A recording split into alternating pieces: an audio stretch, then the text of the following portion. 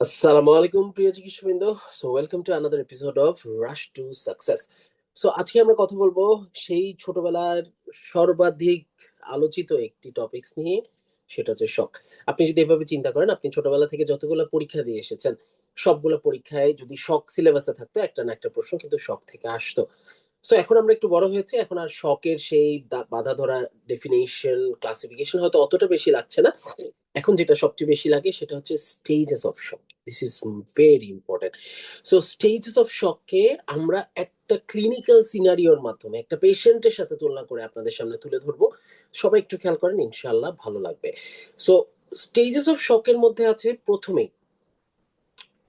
প্রথম স্টেজ, যেটাকে আমরা বলেছি নন প্রোগ্রেসিভ শক, অথবা এটা আরেকটা নাম হচ্ছে compensatory shock. Okay, so non progressive or compensatory shock, এইটা যদি নিয়ে আমরা একটু কথা বলি, যে নন প্রোগ্রেসিভ আর কম্পেনসেটরি শকটা কি। মনে করেন আপনি এমার্জেন্সি ডিপার্টমেন্টে বসে রুগী দেখছেন। একটা রুগী আসলো, রুগীটা এসে বলছে যে স্যার আমার খুব অস্থির লাগছে, গতকাল আমার প্রায় 4-5 বার বমির সাথে রক্ত গিয়েছে এবং পায়খানার সাথেও রক্ত গিয়েছে। আপনি দ্রুত পেশেন্টের সিভিয়ারিটি চিন্তা করে দ্রুত তার ব্লাড প্রেশার এবং পালসটা দেখে ফেললেন। ব্লাড প্রেশারটা পেলেন 80/60 অথবা 50, আর ইয়েটা পেলেন, পালসটা পেলেন 120, র্যাপিড ফ্রেডি পালস। সো আপনি চিন্তা করছেন পেশেন্টের ব্লাড লস হয়েছে, this is hypovolemic shock, and your diagnosis is quite correct, hypovolemic shock. So এই যে হাইপোভলিমিক শকের একটা রোগী আপনার সামনে বসে আছে, আপনার সাথে কথা বলছে একদম স্বাভাবিকভাবে, this is non progressive or compensatory shock. আপনার বডি কিন্তু এখন পর্যন্ত আপনাকে কম্পেনসেশন দিচ্ছে, গুরুত্বপূর্ণ অর্গানগুলোতে রক্ত পাঠাচ্ছে। এবং এই পাঠানোটা কিভাবে হচ্ছে এটা যদি আমরা একটু দেখি, প্রথমে দেখেন যে আপনার যখন ব্লাড বের হয়ে যাচ্ছে, আপনার ব্লাড প্রেশার কমে যাচ্ছে, কার্ডিয়াক আউটপুট কমে যাচ্ছে। এই দুইটা যখন কমে যায়, আমাদের ব্লাড ভেসেলে থাকা ব্যারো রিসেপ্টর গুলা স্টিমুলেটেড হয়। এই ব্যারো রিসেপ্টর গুলা যখন স্টিমুলেটেড হবে, তখন আমাদের ক্যাটেকোলামাইন রিলিজ হয়। কি রিলিজ হয়? ক্যাটেকোলামাইন, যেটাকে আমরা বলি স্ট্রেস হরমোন, এপিনেফ্রিন, নর এপিনেফ্রিন, এগুলো রিলিজ হয়। এবং অ্যাক্টিভেশন হয় কি? র্যাস অ্যাক্টিভেশন হয়, renin angiotensin aldosterone system activation হয়। এবং এরপরে কি হয়? জেনারেলাইজ সিম্প্যাথেটিক স্টিমুলেশন ডেভেলপ করে, জেনারেলাইজ সিম্প্যাথেটিক স্টিমুলেশন।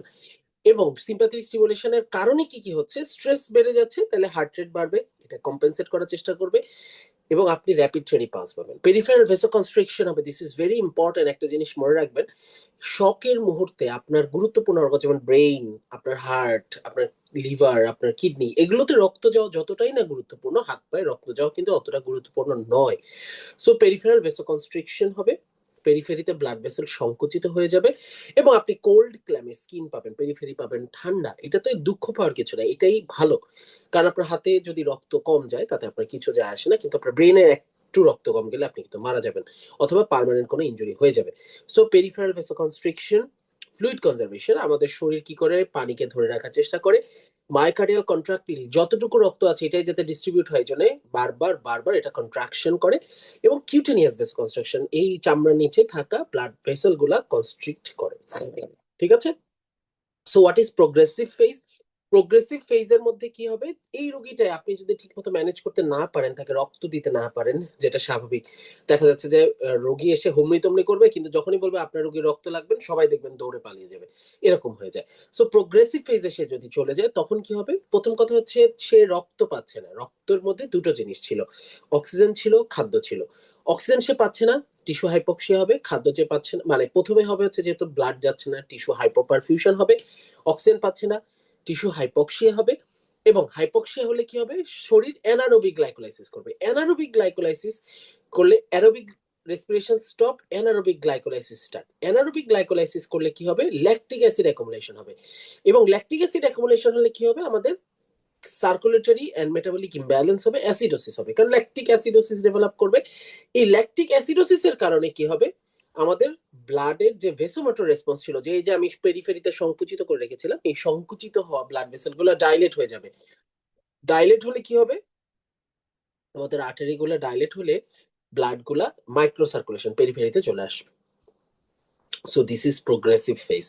এবং last but not the least, সবচেয়ে গুরুত্বপূর্ণ যেটা, সেটা হচ্ছে এইগুলো যদি চলতে থাকে, তাহলে আলটিমেটলি আমাদের বাওয়েল ইস্কিমিয়া ডেভেলপ করবে, severe cell and tissue injury হবে, এবং রেনাল শাটডাউন হবে।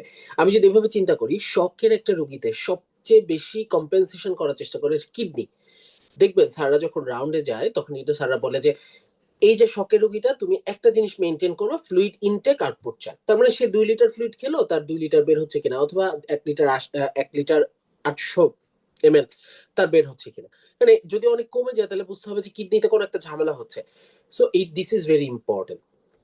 সো আপনি যদি শকের একটা স্টেজ গুলাকে এইভাবে একটা পেশেন্টের সাথে মিলিয়ে পড়েন, তাহলে আমার মনে হয় আপনার পড়াটা অনেকটাই সহজ হয়ে যাবে। সো আশা করি আজকে এপিসোডটা আপনাদের ভালো লেগেছে। ইনশাআল্লাহ দেখা হবে নেক্সট কোন এপিসোডে। সবাই ভালো থাকবেন, সুস্থ থাকবেন, আমার জন্য দোয়া করবেন। আসসালামু আলাইকুম, খোদা হাফেজ।